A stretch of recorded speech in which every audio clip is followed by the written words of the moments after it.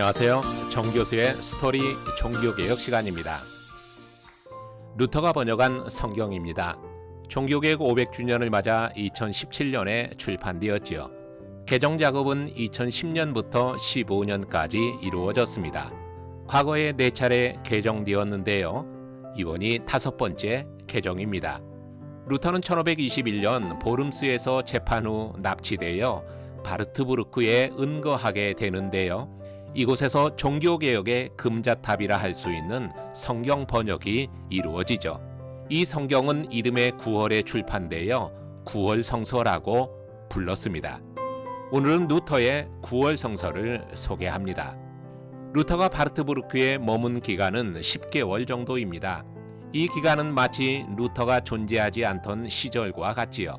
보름스 재판에서 제국 추방의 처벌을 받았기에 공개적 행보는 위험했습니다.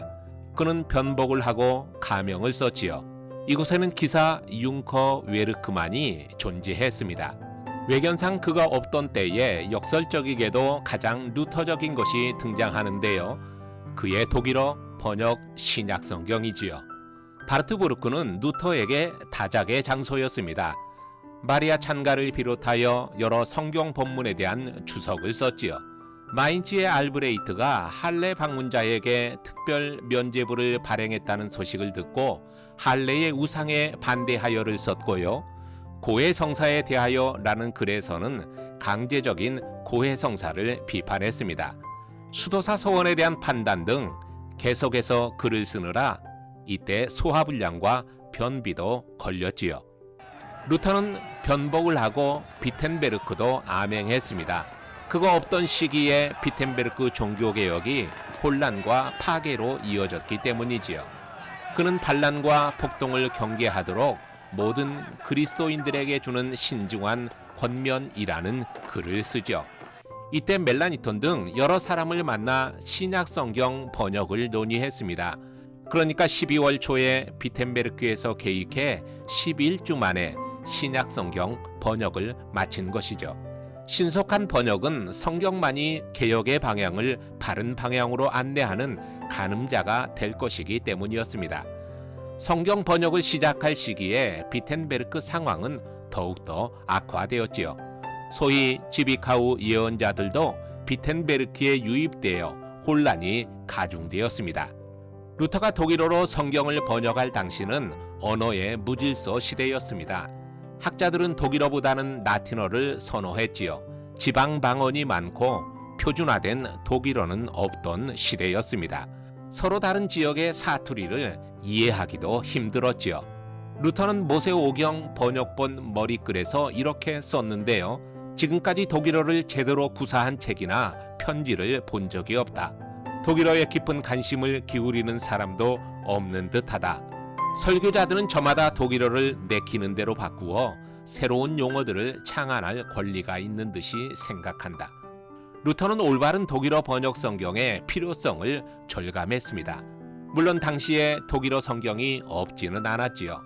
루터 성경이 나오기 이전에도 독일 전역에 18개의 독일어 성경 인쇄본이 존재했습니다. 그렇지만 기존의 모든 독일어 성경은 번역된 성경이었고요. 라틴어 성경인 불가타를 원본으로 사용한 것이지요.